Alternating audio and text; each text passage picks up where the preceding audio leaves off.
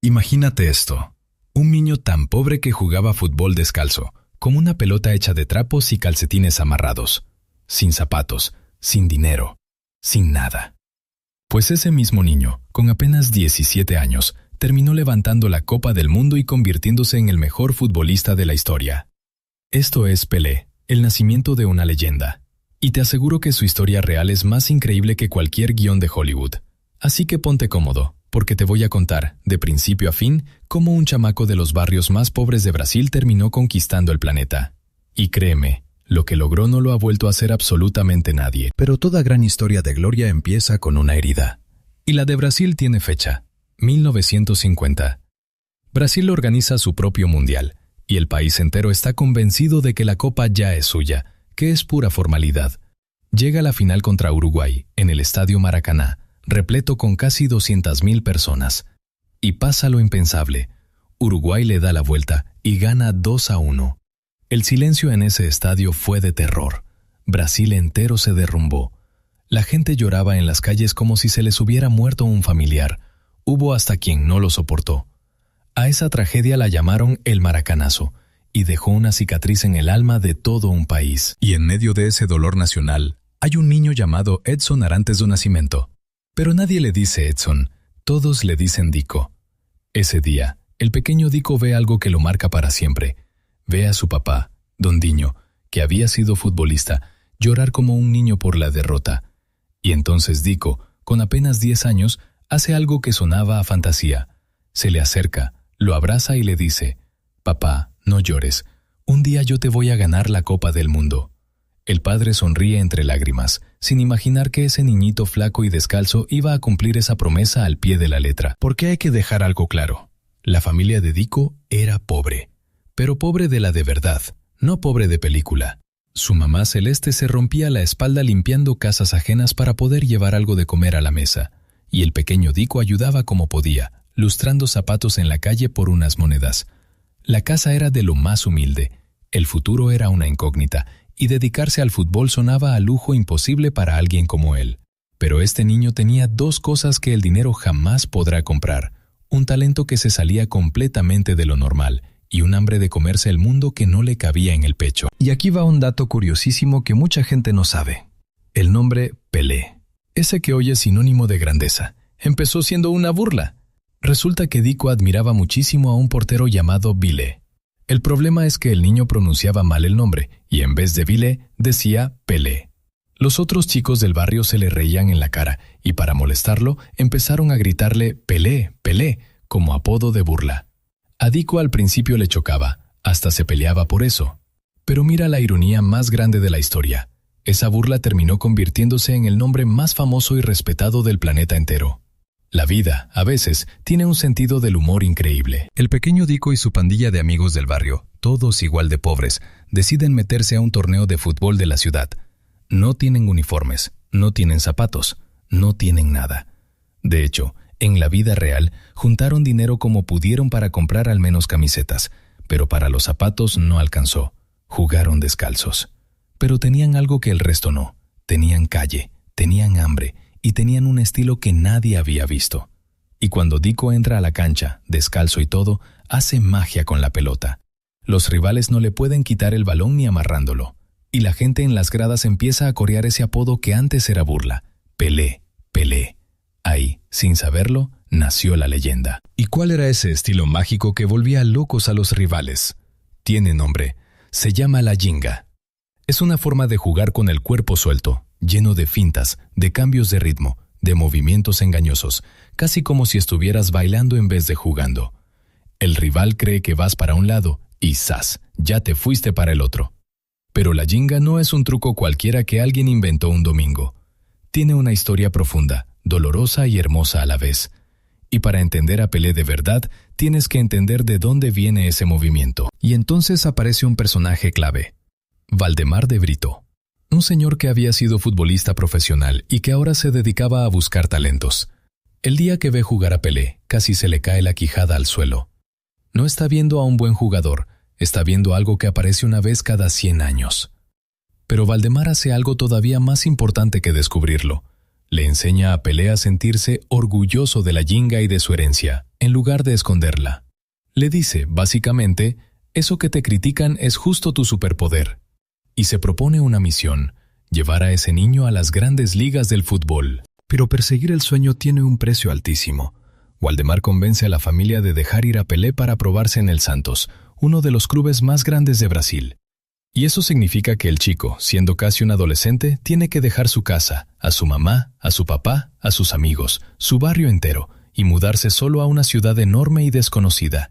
Imagínate el nudo en la garganta, empacar tus 4 cosas y largarte lejos de todo lo que amas, persiguiendo algo que ni siquiera sabes si se va a hacer realidad.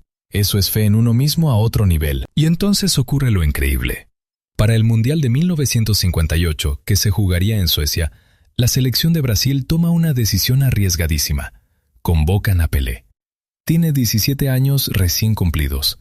Es, por mucho, el más joven de toda la delegación, casi un niño metido entre hombres hechos y derechos. Muchísima gente pensó que era una verdadera locura llevar a semejante chamaco a la cita más importante y más exigente del planeta fútbol. ¿Qué va a hacer ese mocoso ahí?, decían. Pero el destino ya tenía el guión escrito. Solo faltaba que Pelé saliera a jugarlo. Al mando de Brasil estaba el entrenador Vicente Feola, un hombre corpulento, tranquilo, pero con una visión enorme del juego. Y en ese vestuario había de todo: cracks consagrados, egos del tamaño de una casa, y un genio absolutamente loco e impredecible llamado Garrincha, otro que también venía de la pobreza y que regateaba como nadie en el mundo. Pelé, el bebé del equipo, tenía que ganarse el respeto de toda esa banda de figuras, y no es nada fácil hacerte respetar cuando eres el más joven y todos a tu alrededor ya lo han ganado casi todo.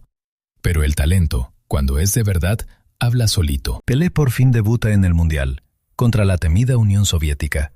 Y desde que entra a la cancha, el mundo se da cuenta de que algo histórico está ocurriendo. Ese niño que jugaba descalzo con trapos, ahora baila sobre el césped del torneo más importante del planeta. La jinga, esa herencia que tanto le pidieron esconder, se convierte en su arma más letal y más bella. Los rivales no saben ni por dónde le va a salir. Brasil empieza a carburar. Y Pelé, lejos de achicarse por la presión, se la come con papas. El fenómeno acababa de despertar. Llegan los cuartos de final, contra Gales. Un partido cerrado, trabado, de esos que se deciden por un detalle. Y ese detalle se llama Pelé. A los 17 años y 239 días, marca el único gol del partido. Y con ese gol entra de lleno en los libros de historia. Se convierte en el goleador más joven en la historia de los mundiales. Un récord brutal. Brasil gana 1-0 y avanza. Pero lo mejor, lo verdaderamente increíble, todavía estaba por venir. Y si en cuartos dio un aviso, en la semifinal contra Francia soltó la bomba completa. Francia tenía un goleador temible, Just Fontaine, que metió goles a lo bestia en ese mundial. El partido prometía, pero ese día el dueño absoluto del campo fue Pelé. Brasil ganó 5-2, y de esos 5 goles, 3 los metió él solito. Un hat-trick en una semifinal de mundial, con 17 años. 2 goles de pura astucia, cazando rebotes en el área, y el tercero con una volea cruzada que fue un cañonazo. Francia no supo qué hacer. El niño se había vuelto imparable. Y así, contra todo pronóstico, Brasil llega a la gran final del Mundial de 1958. Y el rival no podía ser más complicado: Suecia, la selección anfitriona, jugando en su casa, con todo su estadio empujando en contra de Brasil. Para colmo de males, Suecia se adelanta en el marcador a los pocos minutos. Imagínate el escalofrío que recorrió a esos brasileños, con el fantasma del maracanazo del 50 respirándoles en la nuca. Otra vez la final, otra vez la presión, otra vez el miedo a fallarle a todo un país. Pero este equipo, y sobre todo este niño, estaban hechos de otra pasta. Minuto 55. Atención, porque esto es de enmarcar. Pelé recibe el balón dentro del área, de espaldas, rodeado de defensas suecos enormes. La situación parece imposible. Y entonces hace lo impensable. Con el pecho y el muslo, levanta la pelota por encima de la cabeza de un defensor, dejándolo plantado y mirando al cielo. Y antes de que el balón toque el suelo, suelta una volea perfecta que se mete en el arco. Un golazo de fantasía, de los que se ven una vez en la vida. El estadio sueco, que estaba en contra, se queda mudo. Y muchos, hasta los rivales, aplaudieron. Acababa de coronarse un rey. Pelé marca otro gol más. y Brasil aplasta a Suecia por un contundente 5-2. Campeones del mundo por primera vez en toda su historia. Y entonces viene la imagen que derrite a cualquiera. Pelé, ese niño de 17 años, se derrumba a llorar en plena cancha. Llora de alegría, de alivio, de cansancio, de todo lo que sufrió para llegar hasta ahí. Sus compañeros, esos veteranos que apostaron por él, lo cargan en hombros como a un héroe. Brasil entero estalla de felicidad.